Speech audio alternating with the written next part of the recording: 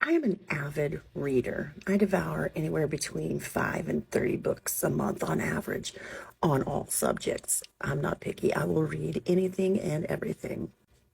This being Black History Month and all, there are quite a few books popping up on that subject. And so, since I homeschool my kids and I would like to include something other than the traditional Martin Luther King Jr. or Harriet Tubman spiel, I decided to take a couple of notes from one of these books I was reading. I chose a book with the title Slavery's Capitalism, A New History of American Economic Development. It's a good one. Lots of information in there that I can and will share with them.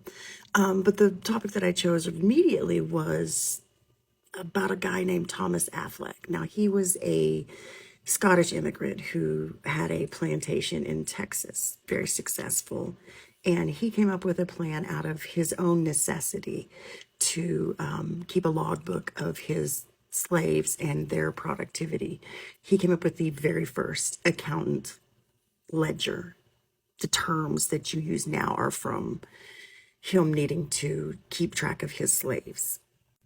He went on to produce this and make different copies for people that he sold every year, right on up through the end of the Civil War, or the beginning of the Civil War, probably.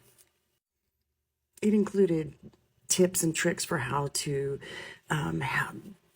teach your overseers to treat the slaves for the greatest productivity. Even had some of George Washington's personal tips for his slaves, etc., etc. I think the point here is less about that is where common accounting came from, and more so that what we think of as the successful crop was the cotton and stuff that they were picking, but it's not.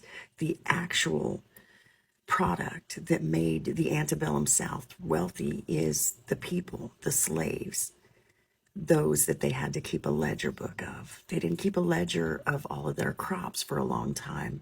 They keep a detailed ledger of which slave family and which descendants and how much they did and how much money they brought on for the farm and the plantation.